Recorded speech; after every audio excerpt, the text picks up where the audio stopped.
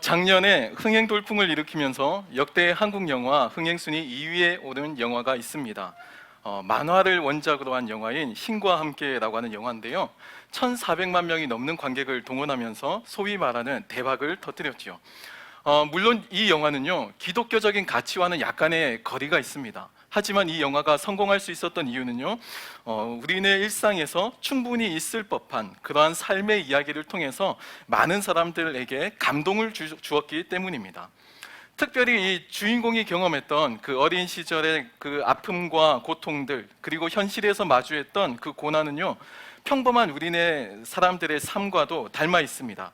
그리고 그러한 주인공을 말없이 그리고 끝까지 사랑해 주었던 이 어머니의 존재는요, 많은 사람들의 심금을 울리는 동력이 되었지요. 현세에서 잘 먹고 잘 산다고 할지라도 내세에서 그에 상응하는 형벌, 대가를 치러야만 한다는 이 인과응보 사상은요, 이 영화를 이끌고 가는 주된 줄기라고 할 수가 있습니다. 그리고 이 영화는요, 오늘날 우리가 살고 있는 이 현실의 모순을 있는 그대로 반영하고 있지요. 현실은요, 악한 사람이 더 잘 사는 것처럼 보입니다. 착하고요, 정직하면요, 손해보는 것 같습니다. 이러한 불공평함을 경험한 사람은요, 영화를 보면서 대리만족을 느끼게 되죠. 현실에서 악하고 잘 산다고 할지라도 언젠가는 그 대가를 반드시 치르게 될 거야 라고 하는 소망이 영화를 보는 관객들 마음 가운데 투영되어 나타났다는 겁니다. 사실 거대한 그 구조적인 문제 앞에서 개인이 그 문제를 감당하기에는 개인은 너무나도 작고 초라하게 느껴집니다. 처음에는요, 그 사회의 질서를 거부하려고, 한번 바꾸어 보려고 마음을 먹고 의지를 가지고 대항해 봅니다. 하지만 그러다가 이내 계란으로 바위를 치는 격임을 깨닫게 되죠. 그리고 그 질서 앞에서 어느샌가 순응하고 있는 내 자신을 발견하게 됩니다. 마음속 깊은 곳에서는 불합리함을 느끼지만 그럼에도 혼자만의 힘으로는 어쩔 수 없다는 자괴감 가운데 고통을 받게 되죠. 이런 상황 가운데에서 사람들은요, 인과응보라는 개념을 생각하게 됩니다. 비록 지금은 악하지만 반드시 그 대가를 내세에는 치러야만 한다라는 마음이 영화 가운데, 그리고 사람들 마음 가운데 끊임없이 갈망으로 나타나게 되었다는 것이죠. 신앙이 있는 사람이나 또 신앙이 없는 사람이나 영화를 보는 모든 사람은요, 한결같이 악인들이 내세의 심판을 받는다라고 하는 이 영화를 보면서, 이 영화의 모티브를 보면서 시원함을 느꼈습니다. 또 이 영화는요, 차갑고 냉정한 세상에서도 여전히 내가 혼자가 아님을, 나도 누군가의 사랑을 받고 있는 존재이고 나도 의미 있는 삶을 살고 있는 존재라는 사실을 끊임없이 보여주고 있습니다. 영화에서는요, 어머니의 존재가 그러한 표상으로 제시가 되죠. 군중 속의 고독이라고 하는 말이 표현하듯이 오늘날 저희가 삶을 살아가는 것은요, 마치 세상 속에 던져진 존재, 내동댕이 쳐진 존재로 삶을 경험하고 있습니다. 눈에 보이는 그 돈과 권력만이 의미가 있고 또 가치가 있다고 속이는 세상을 우리가 지금 살고 있기 때문입니다. 물질적인 삶은요, 과거와 비교할 수 없을 정도로 윤택하고요, 풍요로워졌지만 정말 아이러니하게도 저와 여러분의 내면은요, 과거보다 훨씬 더 가난해졌습니다. 이 영화의 흥행 이면에는 이러한 현대인들의 궁핍한 삶이 있었다는 것을 평론가들은 지적하고 있습니다. 오늘날 우리는요, 냉소적인 세상을 살아가고 있습니다. 돈과 권력을 가지고 갑질하는 문화가 외국에도 알려졌죠. 한국형 고유명사 갑질로 표현되기도 했습니다. 무한 경쟁 사회에서 어떻게든 살아남아야 한다는 그 절박함 가운데 인간이 삶을 누리기보다는요, 그저 생존에 급급하게 만들며 살기도 합니다. 목적과 의미를 생각하며 살기 이전에 먹고 사는 문제의 그 절박함과 미래에 대한 그 두려움 때문에 오늘날 우리의 이 현재의 삶이 그 근심과 걱정과 불안 때문에 완전히 송두리째 집어삼켜져 버린 삶을 저와 여러분이 지금 살고 있다는 거예요. 세속신학자인 하비 콕스가 이런 말을 했습니다. 이 세상에는 누군가가 해야 할 일이 꼭 있다, 반드시 있다라고 이야기합니다. 그리고 이 세상에는 내가 잘하는 일이 있고요, 또 내가 좋아하는 일이 있다고 이야기하고 있습니다. 근데 정말 신기한 거는요, 이 세상의 대다수를 살아가는 사람들은요, 내가 싫어하는 일을 하며 살고 있다는 겁니다. 그리고 내가 잘 못하는 일을 하고 살기도 하고요, 심지어는 해서는 안 되는 일을 하면서 살기도 합니다. 이러한 모순은 결국 돈 때문에 생겨납니다. 세상은 돈이 되면요, 해서는 안 되는 일, 내가 하기 싫은 일, 내가 좋아하지 않는 일이라고 할지라도, 내가 못하는 일이라고 할지라도 그것을 직업이라고 불러줍니다. 하지만 돈이 되지 않으면 누군가는 꼭 해야 하는 일, 내가 좋아하는 일, 내가 잘하는 일이라고 할지라도 세상은 그것을 가리켜서 직업이라고 부르지 않습니다. 취미라고 부르죠. 이러한 팍팍한 삶, 특별히 우리네 청년들의 삶은요, 신조어를 통해서도 잘 살펴볼 수가 있습니다. 여러분 혹시 태그거지라고 하는 단어 들어보셨나요? 태그거지. 이것은요, SNS상에서 사람들의 그 인정에 목말라 하는 사람들을 가리키는 단어라고 합니다. 예를 들면 이것과 똑같아요. 이제 봄이 되었죠? 벚꽃 구경을 가고 싶은 거예요. 그런데 벚꽃 구경을 가고는 싶지만 현실적으로 벚꽃 구경을 갈 수 있는 친구가 나한테 없는 겁니다. 그래서 돈을 주고요, 그 친구를 알바로 구하는 거예요. 그래서 벚꽃 구경을 가서 그 친구와 마치 행복하다는 듯이 인증샷을 찍고 그 인증샷을 SNS에 올리죠. 그 인증샷을 보고 사람들이 좋아요를 누릅니다. 그리고 그것을 통해서 만족감을 느끼는 사람들을 태그거지라고 이야기한다고 해요. 또 이런 경우도 있습니다.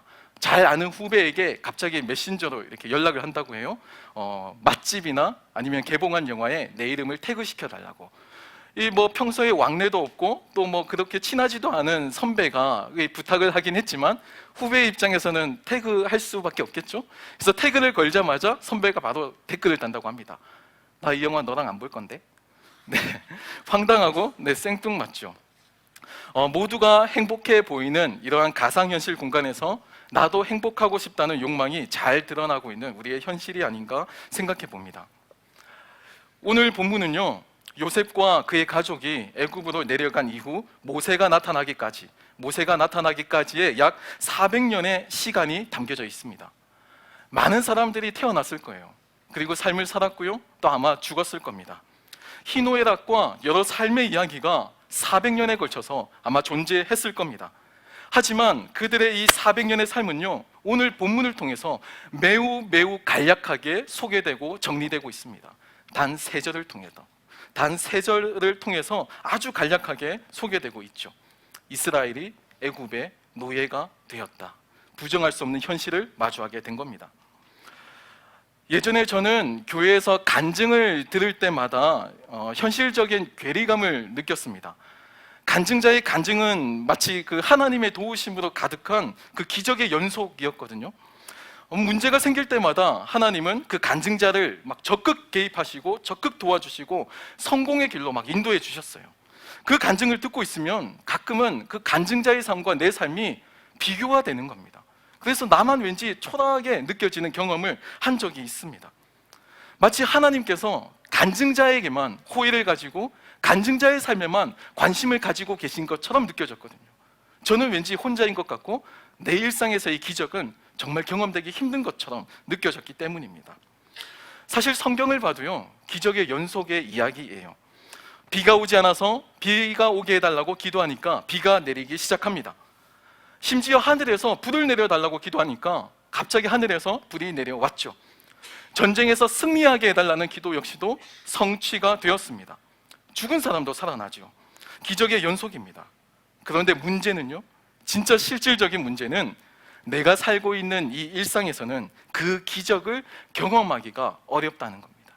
성경 속의 이야기이지 내 일상의 이야기, 내 현실의 이야기가 아니다라는 거예요. 성경 속의 인물들은 모두가 다 기적을 경험하면서 정말 손쉽게 위기를 만날 때마다 초자연적인 도움을 얻으면서 쉽게 사는 것 같은데 나만 이 세상에서 아둥바둥 절박하게 사는 것 같아서 내 삶이 초라하게 느껴졌기도 했던 것도 사실입니다. 제가 곰곰이 생각하면서 기도하기 시작했습니다.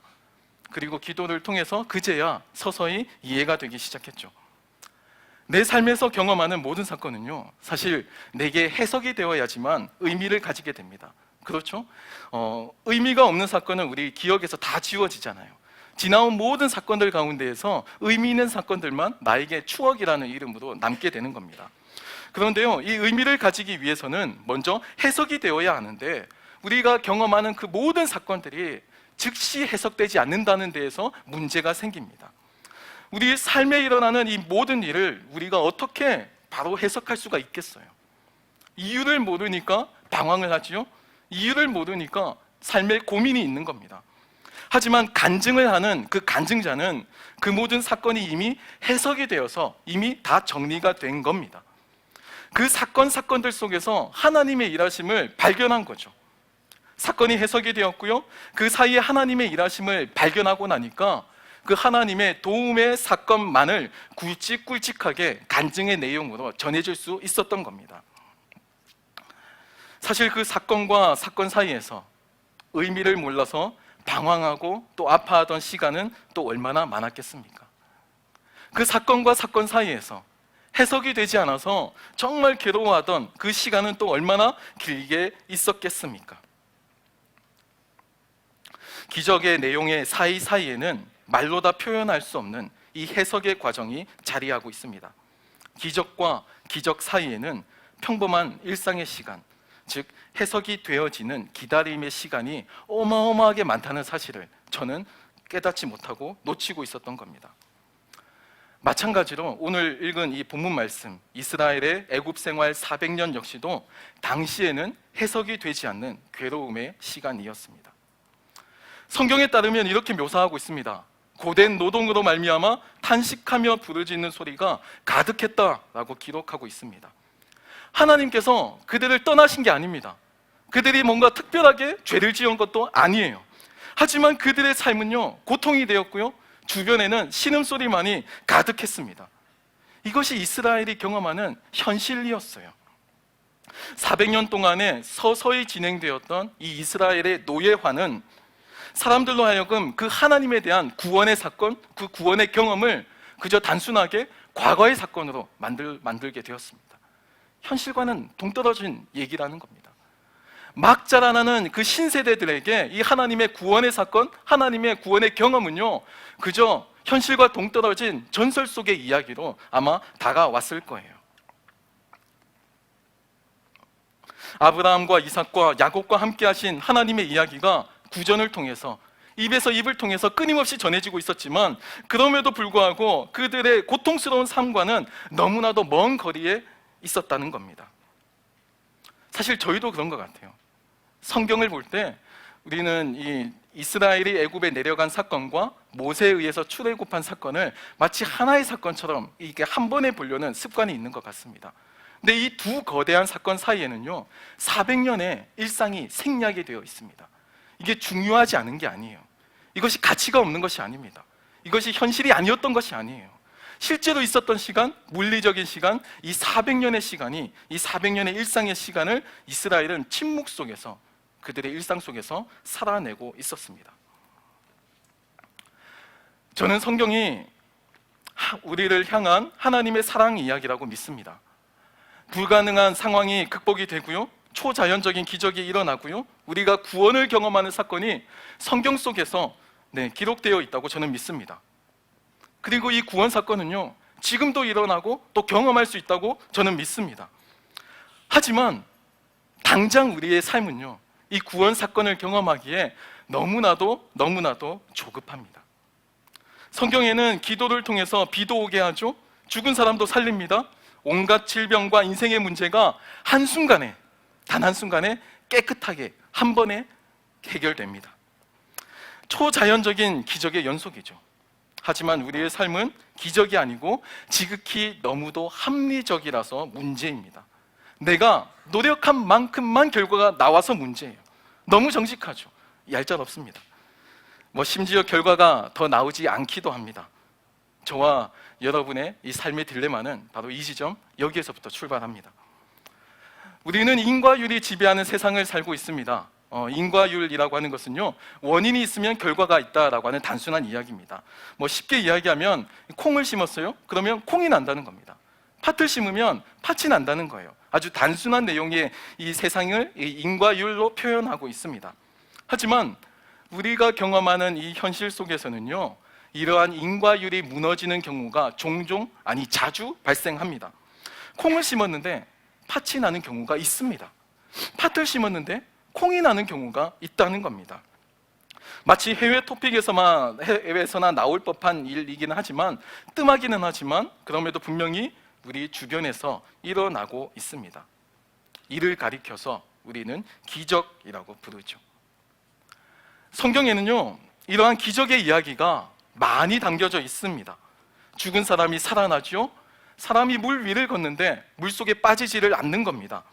오병이어의 기적을 통해서 수천 명이 허기를 달래기도 하죠. 이와 같이 원인이 있는데 이 결과가 달라지는 사건들, 원인과 결과가 어그러진 이 모든 사건들을 가리켜서 우리는 기적이라고 부릅니다. 인과율이 바뀌었기 때문이죠. 사실 냉소적인 세상에서도요, 사람들은 기적을 꿈꿉니다. 이 앞서의 영화 이 신과 함께가 흥행할 수 있었던 이유도 팍팍한 우리네 삶이지만 여전히 따뜻한 사랑과 아픔과 눈물의 공감에 목말라 하는 현대인들의 감성이 담겨져 있기 때문입니다. 세속화되고요, 돈과 권력이면 모든 것을 할 수 있다는 소위 갑질의 문화가 판을 치지만 그럼에도 사랑의 가치만큼은 잃고 싶지 않은 현대인들의 심리가 담겨져 있다는 거예요. 모두가 행복해 보이는 그 가상의 공간, 그 SNS를 보면서 상대적 박탈감과 외로움에 눈물 흘리고 또 아파하지만 나도 나를 사랑해 주는 존재가 있다는 거, 그것을 영화를 통해서 믿고 싶어 하죠. 비록 팍팍한 현실을 살아가지만 그럼에도 여전히 내 삶에도 의미와 목적이 있고 또 이상과 꿈이 있다는 것을 믿고 싶어 합니다. 그런 의미에서 모두는 다 기적을 꿈꾸며 살아갑니다. 신앙이 있는 사람이나 신앙이 없는 사람이나 현실에서는 모두가 기적을 간절히 갈망하죠. 그러고 보니까 성경에 나타나는 이 많은 기적의 사건처럼 우리의 일상 속에서도 갖가지 기적으로 넘쳐나는 것을 발견할 수가 있습니다. 혹시 이런 말 들어보셨나요? 네, 맛있게 먹으면 0칼로리. 네, 치킨은 살 안 쪄요. 살은 내가 찌죠. 네. 그러면서 우리는 맛집을 찾아다닙니다. 뭐 이미 알고 있는 맛, 이미 먹어본 맛이지만 그래도 그 맛이 맛있으니까 또 먹죠. 내가 먹어보지 못한 맛은 호기심에 또 먹습니다. 사실 이유 없죠. 그냥 먹고 또 먹는 겁니다. 먹기 위해 사는지 살기 위해 먹는지 간혹 헷갈리긴 하지만 그래도 우리는 여전히 꿋꿋하게 열심히 그 자리에서 힘을 내어서 먹고 또 먹습니다. 먹으면서 이렇게 기대를 하죠. 먹고 체중계에 올라가서 체중이 그대로이기를 꿈꿉니다. 아니 심지어 양심도 없게 먹고 나서 체중계 다시 올라가서 빠지지 않았나 살짝 기대하기도 합니다. 아침에 자고 일어나서 공복인 상태에 이제 자신의 배를 만지면서 아 다행이다, 살 안 쪘구나 이랬던 적이 아주 많이 있습니다. 참 어리석죠? 아침만 먹으면 원상복귀 되는데 어제 먹은 파스타와 피자가 나를 비웃는 것 같습니다. 그래도 꿋꿋하게 나는 살이 안 찌기를 바라며 먹습니다. 기적을 꿈꾸는 거죠. 이것은 사실 제 이야기입니다. 삼겹살은 채소와 함께 많이 먹으면 살 안 찐다는 토속신앙을 가지고 있죠. 기적을 꿈꾸는 사람들은 이제 시험 기간에서도 많이 발견할 수가 있습니다. 여러분들 다 경험해 보셨겠죠? 시험 기간만 되면요, 공부하는 것 빼고 다 재밌습니다. 숨만 쉬어도 흥미진진합니다. 뭐 거대한 인생의 계획을 짜기도 하고요, 평생 안 하던 청소를 하기도 시작합니다. 뭐 시험 공부를 하다가도 계속해서 잡생각이 나서요, 카톡 프사를 기역에서부터 Z까지 다 살펴보면서 내 이 지나온 인생의 여정에서 만났던 그 모든 사람들의 삶을 대신방하는 시간을 가지기도 하죠. 그러다가 시험이 임박하면 벼락치기 하기 시작합니다. 열심히 공부하죠. 그리고 시험을 볼 때 간절히 기적을 바랍니다. 내가 공부한 것만 나오기를. 그리고 시험을 보고 나서도 또 간절히 기적을 바랍니다. 내가 찍은 것이 다 맞기를. 사실 공부하지 않으면 성적이 나오지 않는 것이 인과율에 맞는 거예요. 원인이 있고 결과가 있는 겁니다. 많이 먹으면 살이 찌는 것이 인과율에 맞는 거예요. 원인이 있고 결과가 있는 거죠. 하지만 우리는요, 이 인과율에 익숙해져 있는 것 같지만 실제로는 기적을 더 꿈꾸고 기적을 더 바라고 있다는 겁니다.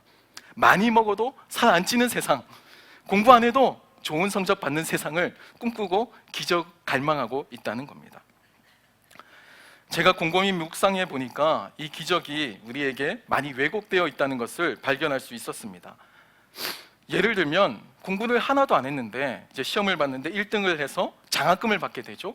그러면 이것은 하나님의 기적이라고 기뻐하면서 감사하며 간증합니다.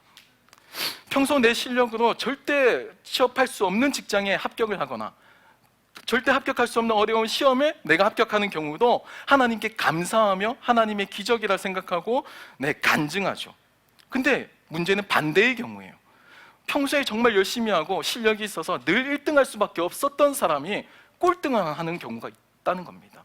그럴 경우에 우리는 이것을 기적이라고 부르지 않습니다. 고난이라고 부르죠. 우리의 삶에는요, 평소 실력이라면 합격하고도 남을 시험이나 취업이 실패할 때도 있습니다. 미끄러질 때도 있는 거예요. 너무 당연하게 생각했는데 그게 안 되는 경우도 있죠. 그것도 기적이라 부르지 않습니다. 고난이고 저주고 재앙이라고 부르죠.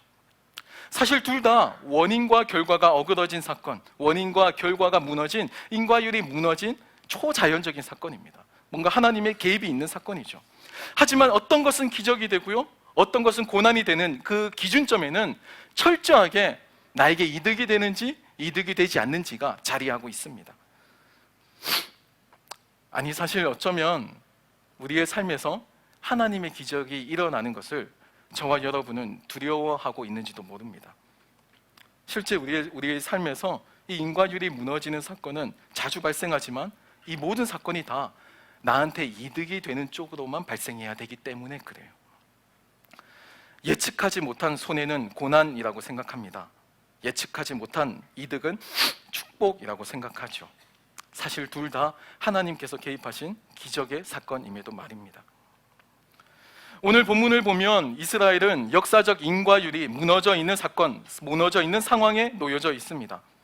하나님께서 요셉을 이끌고 애굽으로 내려가신 겁니다. 하나님이 주어이시죠. 하나님께서 하신 하나님의 신적인 사건입니다.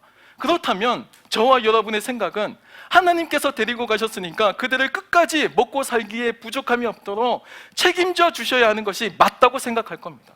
저도 마찬가지로 그렇게 생각할 거예요. 제가 이스라엘 백성이었다고 하면요, 아마도 불만이 가득했을 거예요. 부모님으로부터 막 여러 이야기 들었을 겁니다. 하나님께서 아브라함을 도와주신 이야기, 이삭과 야곱과 함께 하셨던 그 구원의 이야기. 그런데 그 이야기가 아무리 위대하고 거대하고 커다랗다고 하더라도 그게 무슨 소용이 있단 말입니까? 지금 내가 살고 있는 이 현실 속에서 나는 애굽의 노예가 되어 있는데, 주변에는 부르짖는 소리가 가득하고 신음소리만이 가득한데 그 과거에 있었던 조상들과 있었던 하나님의 이야기가 나한테 무슨 소용이 있냐고요. 아마 불공평하게 느껴졌을 겁니다.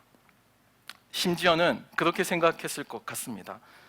아브라함과 이삭과 야곱은 끝까지 책임져 주셨으면서 지금 이스라엘 사람들은 고통 속에 왜 내버려 두십니까? 불공평하게 생각했을 겁니다. 짧은 시간도 아닙니다. 400년입니다. 400년의 시간을 그렇게 살았습니다. 우리 함께 본문 말씀 한번 읽도록 하겠습니다. 23절 말씀인데요, 이 23절 말씀을 보면 이스라엘이 당시에 얼마나 고통스러웠는지가 잘 나타나고 있습니다. 함께 읽습니다. 여러 해 후에 애굽 왕은 죽었고 이스라엘 자손은 고된 노동으로 말미암아 탄식하며 부르짖으니 그 고된 노동으로 말미암아 부르짖는 소리가 하나님께 상달된지라. 부르짖었다라고 하는 말이 두 번 등장합니다. 400년의 일상의 기적을 꿈꾸었던 이스라엘에게 닥친 현실은 부르짖을 수밖에 없는 현실의 어려움이었죠. 모두가 부르짖으면서 기적을 꿈꿉니다. 사실 이스라엘뿐만이 아니죠. 모든 사람들이 다 부르짖고 있습니다. 사도 바울은 로마서 8장 22절에 이렇게 표현합니다. 피조물이 다 이제까지 함께 탄식하며 함께 고통을 겪고 있는 것을 우리가 안다 고백합니다. 믿는 사람이나 믿지 않는 사람이나 우리는 모두 삶의 고된 일상을 통해서 고통받고 있고 부르짖고 있습니다. 인터넷을 보면요, 모두가 다 힘들다고 난리예요. 인터넷에는 모두가 다 힘들다고 난리인데 정말 아이러니하게도 SNS는 모두가 다 행복하다고 난립니다. 이러한 모순 속에서 가상 공간인 SNS에 우리는 행복한 사진을 올리고요, 또 태그 거지가 되면서도 사람들이 바라는 것은요, 나 좀 살려달라는 겁니다. 나 좀 인정해달라는 거예요. 아무도 주목하지 않는 삶을 살고 있지만 그래도 내가 지금 이곳에 이 자리에 나에게 주어진 그 일상을 나는 지금 살고 있다는 겁니다. 꿋꿋하게 살고 있다는 거예요. 부르짖는 400년의 시간에 대한 하나님의 반응은 24절과 25절에 나타나는 두 번의 동사에서 발견할 수가 있습니다. 이 두 번의 동사는요, 기억하셨다, 기억하셨다로 소개되고 있습니다. 하나님은 아브라함과 이삭과 야곱과 맺은 그 언약을 기억하셨습니다. 또 하나님은요, 이스라엘을 기억하셨다고 성경은 기록하고 있습니다.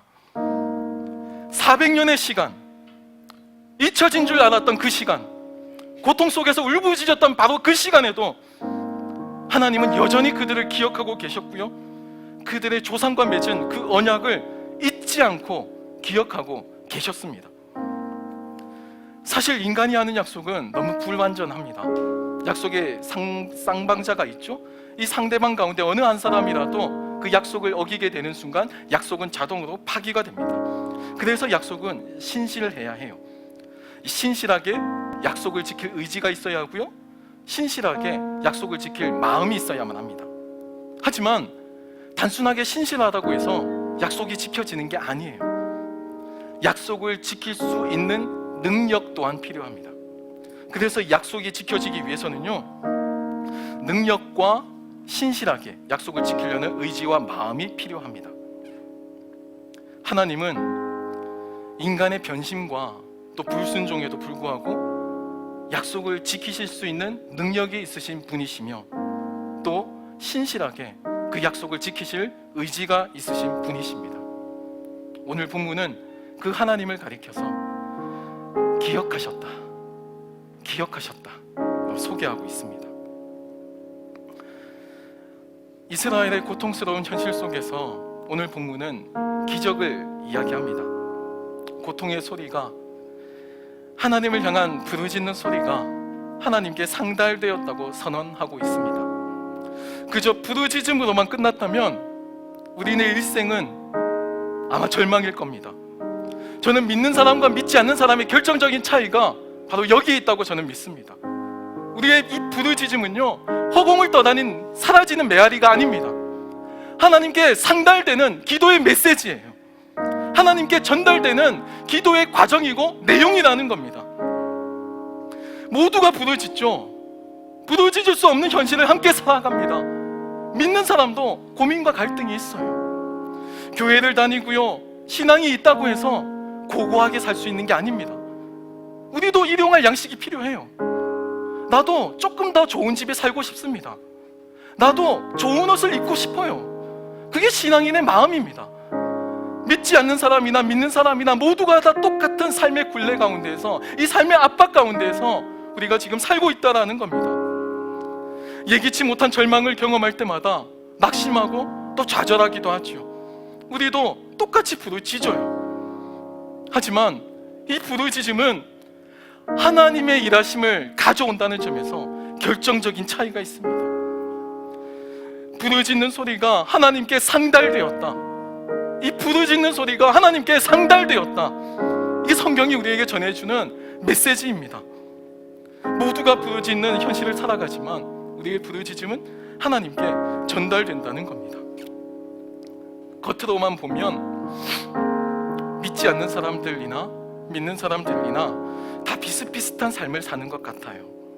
하지만 그 차이를 가늠하는 결정적인 차이는 우리의 부르짖음이 그저 사라지는 것이 아니고 하나님께 상달된다라는 겁니다. 사랑하는 청년 여러분, 하나님은 우리의 일상의 소리를 들으시는 분이시라고 합니다. 그리고 언약을 기억하시는 분이시라고 합니다. 세상이 뭐라고 해도 하나님은 여전히 우리를 붙들고 계시고요, 우리의 신음을 들으시고 돌보시고 또 기억하시는 분이시라고 합니다. 저는 이것이 저와 여러분이 매일마다 마주하는 하나님의 기적의 사건이라고 믿습니다. 연약한 인간의 일상에 찾아오시고 우리의 이 희노애락을 함께 하시면서 절망의 순간에도 여전히 내가 널 사랑한다고, 내가 너와 함께 한다고, 내가 널 잊지 않았다고, 내가 널 기억한다고 말씀하시는 하나님의 사랑을 떠올리기 때문입니다. 성경은 기적과 기적의 연속으로 이루어져 있지만 이 기적과 기적 사이에는 그 말씀의 행간과 어간 사이에는 우리의 평범한 일상이 녹아져 있습니다. 이 일상에서 하나님을 경험하는, 기적을 경험하는 우리가 되길 소망합니다. 이 시간 함께 찬양하고 기도하는 시간을 가지려고 합니다. 하나님의 임재를 우리 일상 속에 초대하며 나아갔으면 좋겠습니다. 우리 일상 속에서도 하나님의 일하심이 필요합니다. 여전히 문제가 있고요, 여전히 어려움이 있을 겁니다. 눈물과 슬픔과 고통의 시간도 아마 피하지 않고 마주하게 될 겁니다. 하지만 그리스도인이 하나님의 자녀답게 살 수 있는 것은요, 고난이 없어서가 아니에요. 문제가 다 해결되어서가 아닙니다. 문제는 여전히 문제로 있지만 그 문제에 대한 이야기를 해결해 주실 수 있는 분이 우리의 삶을 끝까지 책임져 주시고 인도해 주시기 때문입니다. 우리 이 시간 함께 찬양하면서 고백하며 나아가길 원합니다. 하늘의 문을 여소서 함께 찬양합니다. 문을 여소서, 이곳을 주목하소서, 이곳을 주목하소서. 주를 향한 노래가 꺼지지 않으니 하늘을 열고 보소서, 하늘을 열고 보소서. 이곳에 임재하소서, 이곳에 임재하소서. 주님을 기다립니다. 기도의 향기가 하늘에 닿으니 주여 임재하여 주소서. 이곳에 오셔서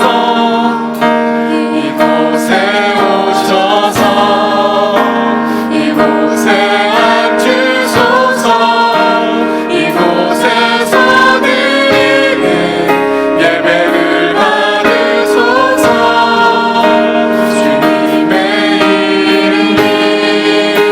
주님의 이름만이, 오직 주의 이름만 이곳에 있습니다.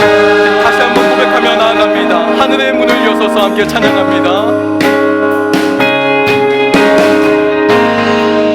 하늘의 문을 여소서.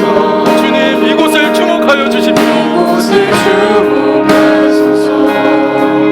주를 향한 노래가 꺼지지 않으니 하늘을 열고 보소서, 하늘을 열고 보소서.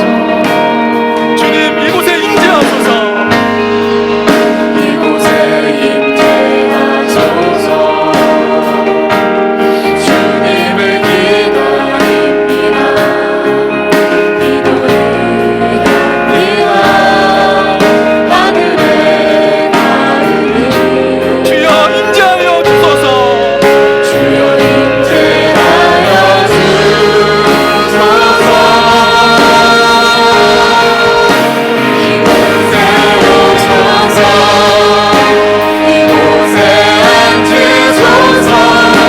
이곳에서 드리는 예배를 받으소서. 주님의 이름만이, 오직 주의 이름만 이곳에 있습니다. 이곳에 오셔서 이곳에 앉으소서. 이곳에서 드리는 예배를 받으소서. 주님의 이름만이, 오직 주의 이름만 이곳에 있습니다. 우리 이 시간 함께 마음을 모아서 기도하길 소망합니다. 어려운 상황 가운데 놓여져 있는 사람들도 있습니다. 하나님에 대한 그 구원의 경험이 너무나도 무디어져서 나에게 지나간 과거로만 남은 사람도 있습니다. 오늘 나에게 말씀하시는 하나님의 세미한 음성을 들을 수가 없어요. 현실의 어려움 속에서 하나님을 의지하기보다는 내 힘과 내 능력만을 의지하려는 마음만이 가득합니다. 하나님의 임재를 경험하며 하나님을 사랑한다고 이야기하지만 주일 예배 한순간뿐입니다. 우리 일상에 하나님의 기적을 경험하는 우리가 되길 소망합니다. 이 시간 입을 열어서 함께 기도하길 소망합니다. 하나님, 우리가 이 일상에서 이 주어진 삶을 감당하길 원합니다. 하나님, 비록 쉽지 않지만, 감당하기 만만치 않지만, 그럼에도 내가 하나님을 신뢰합니다. 하나님, 하늘의 문을 열어주시고 나와 임재하여 주시옵소서. 내가 하나님을 선택합니다. 나에게 불합리한 일이 닥치고 내가 손해가 닥칠지라도 이기지 못한 그 모든 일들이 다 고난과 저주와 재앙이 아니라 하나님이 나에게 허락하신 그 기적의 사건이라는 것을 내가 잊지 않고 살게 도와주시옵소서. 하나님만을 소망하게 해달라고 이 시간 동성으로 기도하며 나아갑니다. 기도하겠습니다. 아버지 하나님, 이 시간 주님 앞에 기도하며 나아갑니다. 아버지, 우리에게 연약한 모든 일상을 용서하여 주시옵소서. 우리의 모든 부족함을 용서하여 주시옵소서.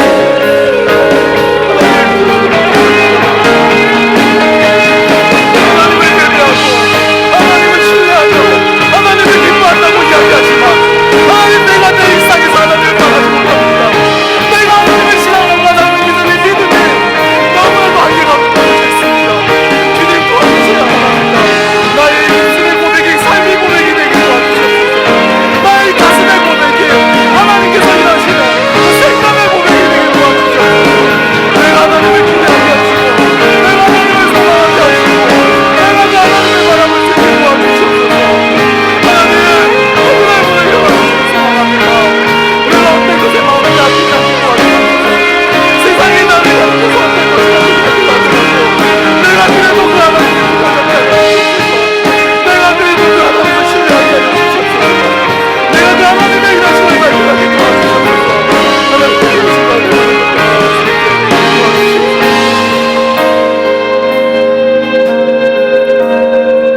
도와주옵소서. 사랑의 주님, 우리의 연약한 모든 일상을 주님께 맡깁니다. 하나님, 이곳에는 하나님의 도움을 필요로 하는 사람들이 있습니다. 일상에서 내 힘으로 안 되는 불가능한 상황에 놓여서 이제는 무기력해져서 하나님께 기도할 용기와 힘도 남아있지 않은 지체도 있습니다. 그저 몸은 습관처럼 이렇게 예배당에 왔지만 하나님의 말씀이 내 삶에서 얼마나 이루어지는지에 대해서 정말 경험하지 못하고 살아가는 침묵과 고통과 신음소리에 400년을 살고 있는 우리 지체들도 있습니다. 하나님, 하늘의 문을 열어주시길 소망합니다. 우리의 울부짖는 소리가 하늘에 상달되게 하여 주시길 소망합니다. 하나님, 불가능한 상황이 하나님의 도우심으로 열리게 도와주시고, 하나님, 내가 감당하지 못할 고난이 오더라도 하나님께서 작정하셨다는 것을 신뢰함으로 믿을 수 있는 믿음도 허락하여 주시옵소서. 피하지 않게 하시고 하나님께서 행하시는 우리 삶의 모든 일상의 기적을 바라보며 하나님만을 소망하는 우리의 삶을 살게 도와주시옵소서.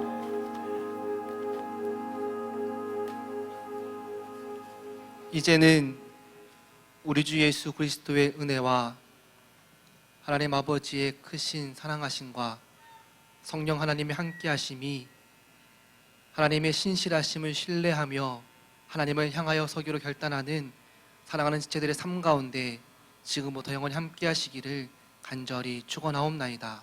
아멘.